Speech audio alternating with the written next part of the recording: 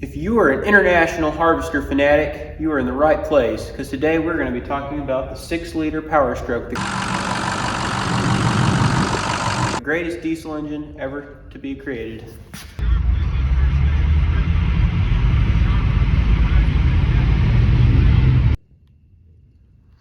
Now I know these engines are kind of known for being slightly problematic, but there is one simple way that you can fix this engine and actually make it really reliable so you never have to deal with it again. That is, simply yank it out and get rid of it. This is a 5.9 International, a DT360. This 180 horsepower wet sleeve inline 6 engine came from a 1988 International S1700 dump truck. The chassis that I'm swapping it into is a 2006 Ford F350. Of course, it originally came with a 6-liter Powerstroke and the ZF6 6-speed manual transmission with 4-wheel drive.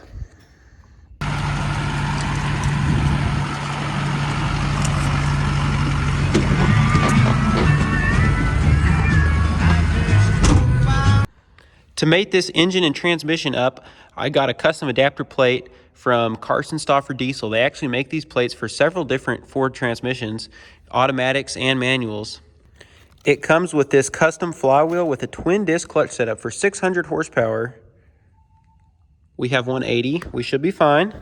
A couple rules that I set for this project was that I wanted to keep the mechanical fan. I also do not want to do a body lift, and I do not want to do a suspension lift, and I think I figured out how to do it. It is a squeeze though. I suppose with all the modifications I've done to this, I'll start with the placement of the engine and transmission. I've got this to saddle around the cross member very nicely without having to do any modifications. Originally the 6-liter would have mounted in with these 4 studs with a motor mount. Of course, this engine mounts at the back and at the front. The transmission, you can see where the cross member for the transmission used to bolt right here. This transmission has been slid back 5 full inches. To move this back, I simply removed the hanger where it bolted in and just drilled all the holes a little bit 5 inches further back. I've had the front drive shaft already modified. It is 5 inches longer, and I have the rear drive shaft already modified. It's 5 inches shorter. I also decided to just relocate this 4-wheel drive shifter further forward instead of modifying the hole for it. I already modified the hole in the cab to fit the shifter, but I decided that simply building this bracket and this bracket would make it a little bit easier. Now then, for mounting the engine. This is a chunk of 3/4 inch plate. This is not going to bend. This is probably the stoutest part of the whole pickup. I did have to drill out the holes, and I set this plate directly on top of the bracket for the sway bar bushings. Once I drilled those out, put the plate in here, Dad welded this in really well. Should be solid. Another thing to note, these engines, the 6-liter included, set exactly 4 inches offset to the passenger side. That is because of the front drive shaft. They needed that extra clearance to fit the transfer case in, but every mount is 4 inches offset to the passenger side, and I'm really not too worried about it because they did the same thing with the 6-liter.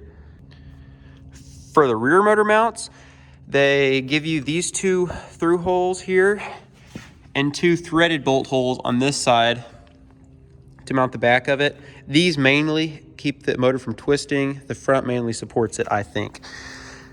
Simple. This is just 1/2 inch plate. This is 1 inch thick of rubber, and these are actually rivets, holes for the frame that hold the 2 pieces of the frame together, kind of, and I just torched those out and put bolts in it. It was a perfect spot on both sides to make that work. The next part of the swap that you have to do is relocate the oil filters to fit the starter. They would originally hang down exactly where the starter is. Now, Carson Stauffer Diesel, the place that sells these adapter plates, sells a relocation kit, and it uses a 7.3 Powerstroke oil filter, and it's $500, and I'm kind of a pain. So after a bunch of searching, I found there's actually a place on eBay. They sell these custom plates that fit the bolt pattern, and they have these JIC fittings already welded in. So I bought 2 of those. I wanted to keep the twin oil filters on this engine, you know, I don't know, for fun, I guess. So I bolted one up to the engine block, and the other one I actually bolted onto the back of the oil filter housing. I did have to drill out the middle bolt holes because they're not completely parallel, but I was able to do that and have these custom hoses made, and it just basically pipes it exactly how the original filters would have done it. And it fits, it's clean, and I get to keep the twin oil filters, which is something I really wanted to do on this project. I have them mounted down below this so they can't scrape, they can't rub, they're easy to get to, along with every other filter on this.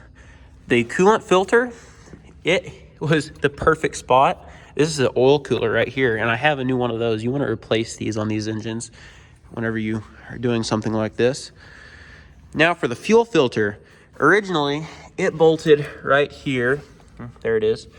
And the fuel filter would have stuck down here. I considered cutting this out, and then I realized I could just make a little bracket here and relocate it, and it makes it perfect. It's super easy to get to. It's probably the easiest filter on this whole thing.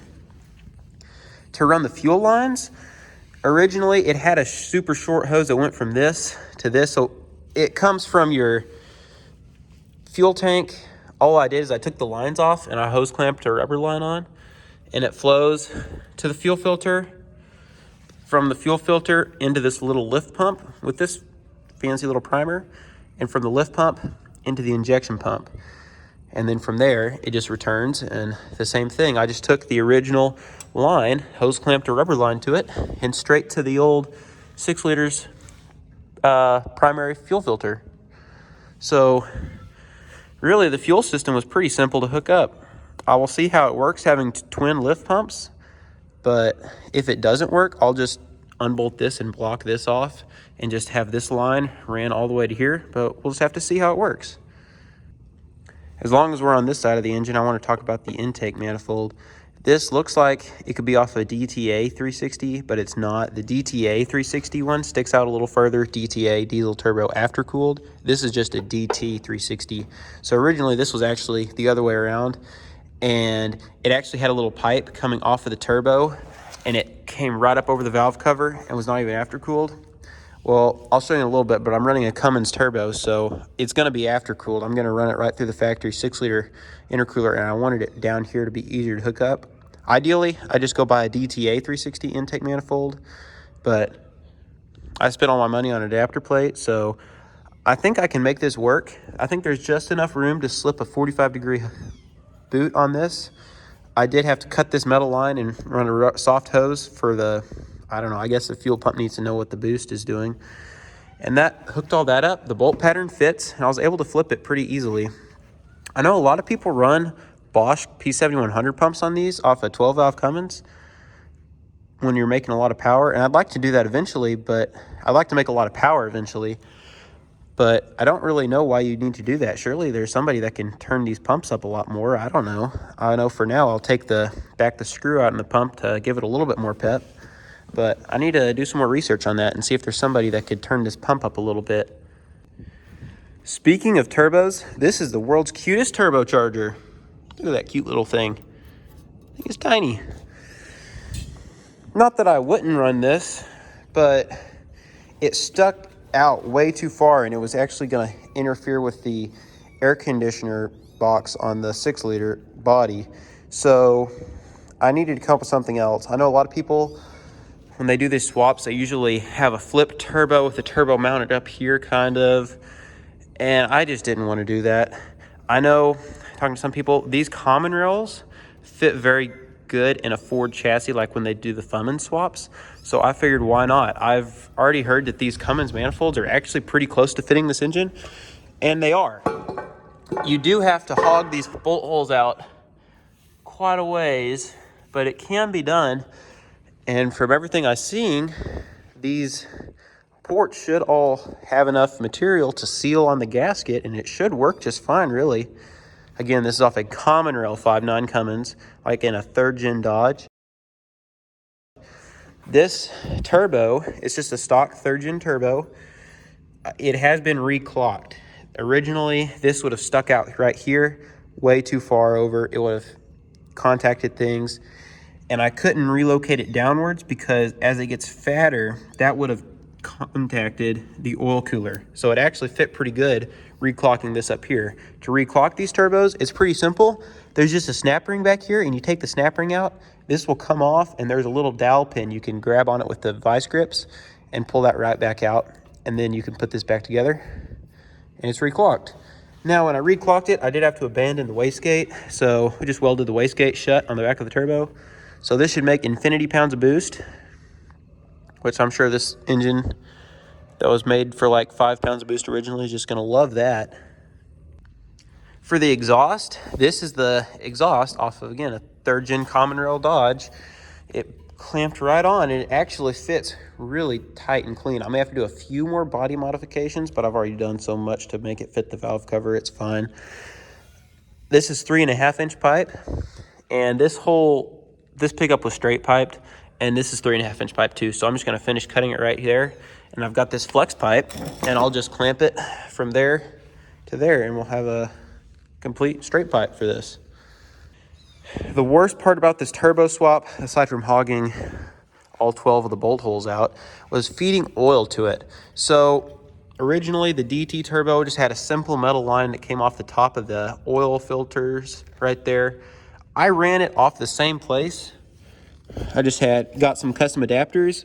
I got the steel braided line that the heat won't mess with it. I'll also make a heat shield for these hoses right here, and it feeds the turbo. Now, to drain the turbo, I can't drain it into where the factory DT360 turbo drained right here because I'd be draining it uphill, which is not gonna work. But my plan is to weld the end of the pipe into the oil pan, and that way it can drain its oil into the pan. I'll weld it as high as I can in there.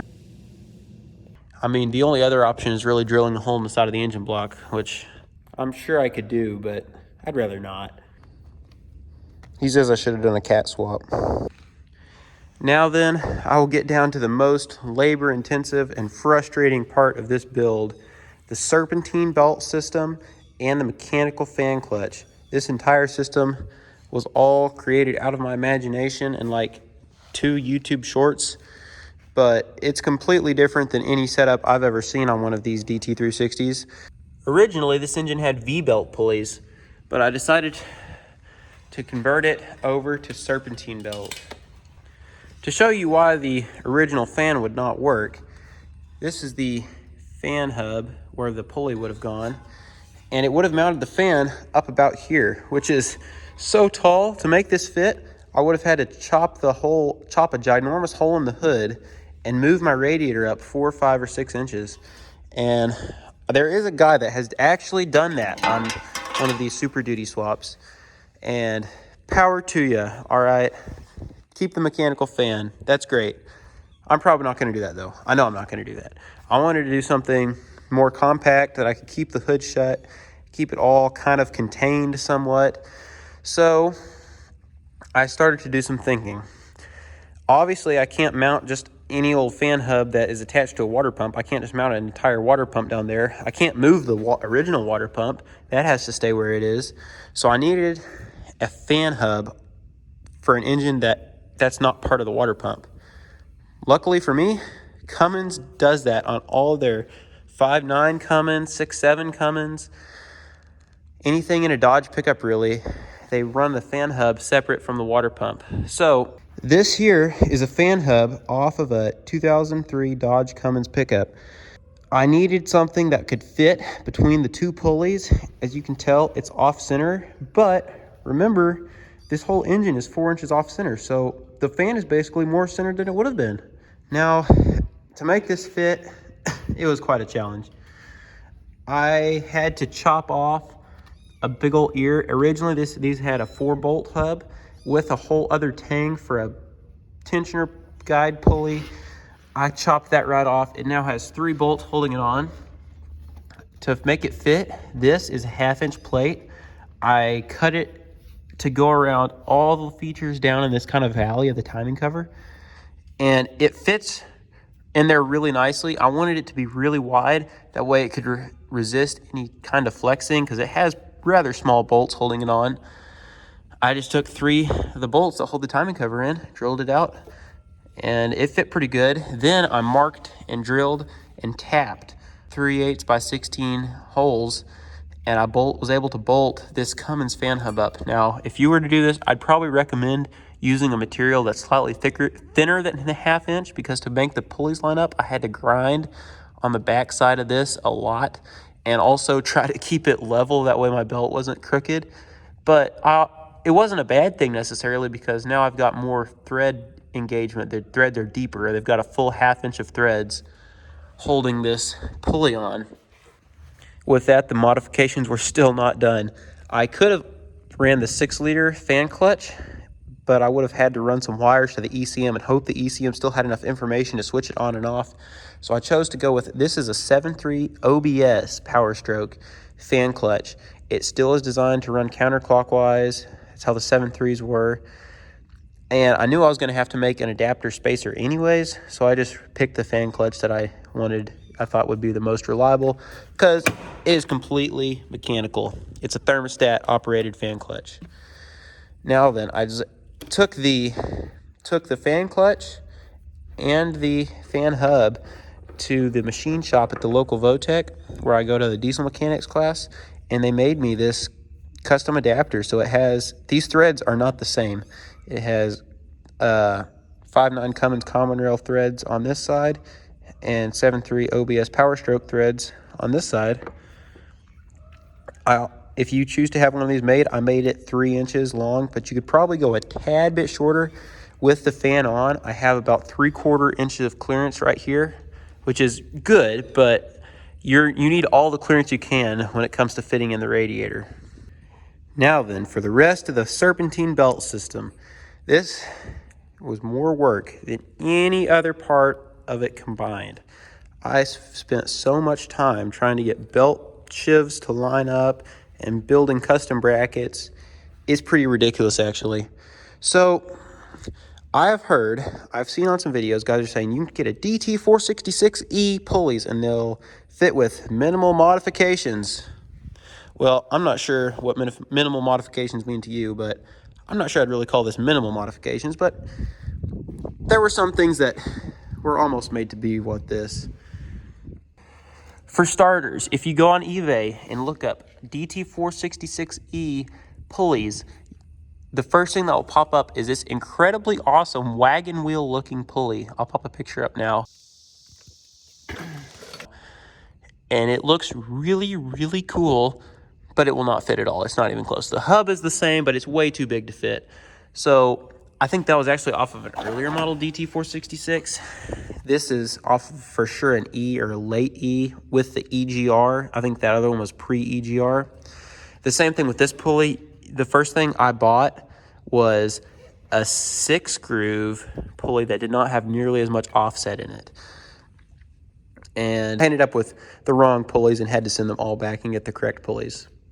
Now then, to make these pulleys fit, to make the top one, it's super easy. You just got to drill out the holes one size bigger for this bolt pattern. It'll bolt right onto the water pump. For the crankshaft, it was not that easy. The hub fits right on the crankshaft. DT360 and DT360s are exactly the same. Seal, size, everything. Crankshaft, snout, everything is exactly the same. The only thing I had to do was space this off to make it fit. This is another piece I had made at the machine shop. They basically spaced this pulley off 1.860 inches, I do believe. They made this special, the hub to keep everything centered. It fits really, really well. They just turned this out of aluminum. It doesn't have to be super strong. And that got my belt sheaves exactly in line. Of course, originally the DT360 had an enormous alternator that's even bigger than this AC compressor mounted right here. Well, I like AC. So I made a custom bracket. It just goes off this one little bolt right there. Just some angle iron, nothing complicated. This is the alternator bracket. I just heavily modified the end, put a bolt in it. Also, all these brackets, I've been welding the nuts on the backside. That way it's super easy to change these in the future if you ever have to replace AC compressor or an alternator or anything else. Once I got this mounted up, I've been looking at the way I needed to route my belt to keep good. You need to have good amount of surface area on all of these belt pulleys. I had good, the way to get perfect contact on this bottom one was to wrap it up around this fan hub. That worked out perfect. To keep good contact on this water pump, originally I was going to put the tensioner here. I decided it'd be better to keep tension also on the alternator pulley over here. So I took this pulley right off of the 6-liter and I just put some spacers in there. I put the washer on this side that was on the back, and it fits right on there. It looks kind of sketchy, but it works. Next up, I went to work on the alternator. I made some really snazzy alternator brackets. If you can look way down in there, it is notched out to clear the pipe plug for the water jackets. There are 2 bolt holes on the side of the head you can run bolts into. On this back side, I went off of this bolt pattern, 3-bolt pattern right here. That was originally for a air compressor that would have bolted onto this if you had a truck with air brakes. I did not. I don't need an air compressor. So this is just a bracket I quickly made up. Of course, nuts all welded on the bottom, except for this one. That was directly on top of the bolt down here. So what I did is we welded another piece of metal between the bolt and the top of the C-channel, and then tapped and threaded both of them. That way I still have as much threads on this bolt as I do on the other 2. This tensioner is off of a 12-valve Cummins. It was nice, small, and compact. I think the common rails are probably the same. I seem to like my common rail parts, if you can't tell. This bracket, it looks super stout. It just needed to be an inch thick to make the pulleys line up. It came off that 3-bolt pattern. It was super simple to make. Now that whenever I was bolting this up, I realized that I probably should have put it over here, because as the crankshaft turns like this is going to be the loosest spot.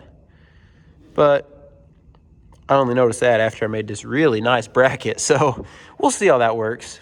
Of course, I still need to get the correct belt for that. I tell you what, it is going to be a miracle if every one of these belts line up perfectly and it doesn't fling a belt off. I've put so much work into this thing. The next challenge, I really want the tack to work on the dash on this pickup. So this is a tone ring off of a common rail Cummins. Again, I've got lots of common rail parts on this, if you can't tell. This is a tone ring and a sensor. Now, I wanted to put this on the crankshaft because these belt pulleys are not the same size. This is slightly smaller, so it's going to turn faster. I put it up here because it bolted right on. It needed no modification whatsoever. I could not figure out how to put it on the crankshaft to save my life. I could not figure it out. I'm sure I could have, but this was so easy just to bolt it on right there. I made up this little bracket that goes off the top of the alternator bolts. It holds it about as far away as the Cummins is. And it was just so easy. Now, I've done the calculations, and when this thing's idling at 600 RPMs on the dash, it's going to show 700 in a little bit. Whenever this engine is running at 3,000 RPMs on the dash, it's going to show 3,600. Now, I don't think it's really going to bug me that much, but if it does, I can always take the dash apart and have a custom face printed for it that maybe goes to like 6,000 RPMs or something. That way, it's slightly more accurate. But this was just so easy. Honestly, RPMs are just a number. If it shows more on the dash, that means we got a high-revving, high-performance engine. Now, to run the tack originally, of course, the 6-liter has cam positioning and crank positioning.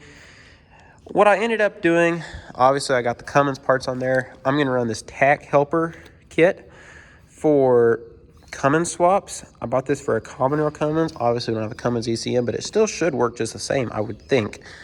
And that should convert our Cummins tax and signal into an input. That way the tack on the dash on my 6-liter will still work. Because why not, you know? One last thing on the topic of computers, I robbed all the sensors, well, the oil pressure, water temperature, and boost sensor out of the 6-liter. And I got custom taps. I actually drilled out this plug, and I tapped it for the 6-liter sensor. That way I can modify the harness off that other engine and hook the water temperature, oil pressure, which I'm going to run it off of this port down here, and boost. I will tap a hole in the bottom of this intake manifold, tap it, and I'll have a boost gauge. That way all my gauges on the 6-liter dash works. So anyways, the next step for this project is gonna be taking everything I've done and worked for completely back apart. I need to pull the engine and transmission back out. I'll take the transmission back off. I don't even have a clutch in this.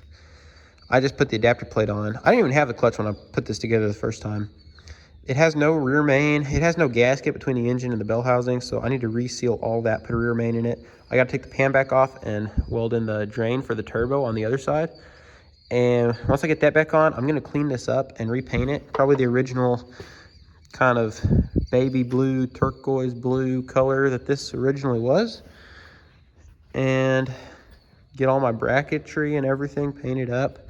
Probably get some new accessories because the guy I sold my 6-liter to says he really needs them. And hopefully put this back together permanently. I've already had this valve cover off, and this is the cleanest engine I've ever seen. This thing looks really, really good on the inside. So I think it's gonna be a pretty good engine. When I had this in the dump truck, quarter turn, she fired right up. There's no cranking on for 3 piston stays to build high pressure oil. But anyways, I think this is a much superior engine choice. I think that if Ford would have done this originally, would have had International build them a version of the DT360 to compete directly with the Dodge Cummins, it could have gone very well, but that's all speculation at this point. So hopefully you enjoyed the video. I made this mainly because this is the video that I wish I had when I did all this. Shows you everything. And if you're curious about anything, let me know. I'll provide any more information you need if you're wanting to do a swap similar to this. But this is just part 1. I probably will make a part 2 once I get the cab, once I get this motor painted, and we'll do that as I put the cab back on and get it running and stuff. Of course, I'll also be making a time-lapse video of this just for pure entertainment, like my tractor videos. And should be running in no time.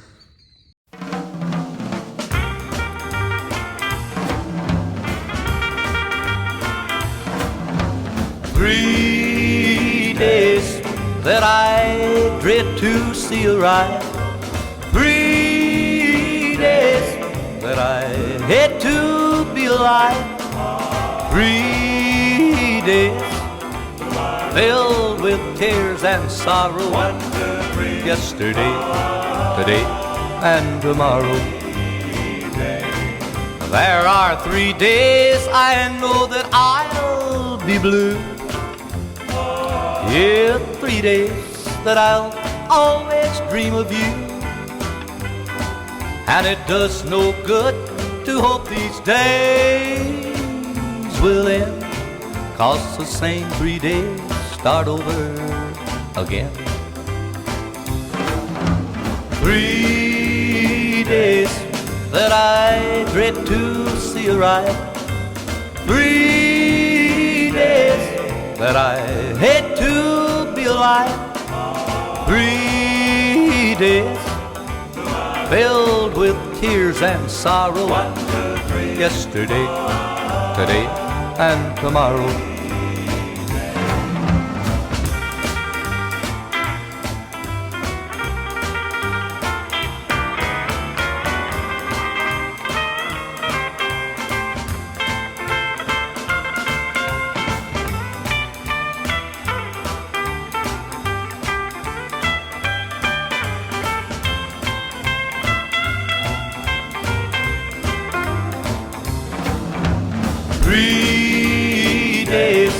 That I dread to see arrive. 3 days that I hate to be alive.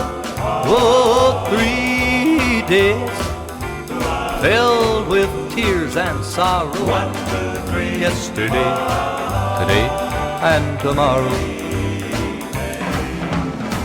Yesterday, today, and tomorrow.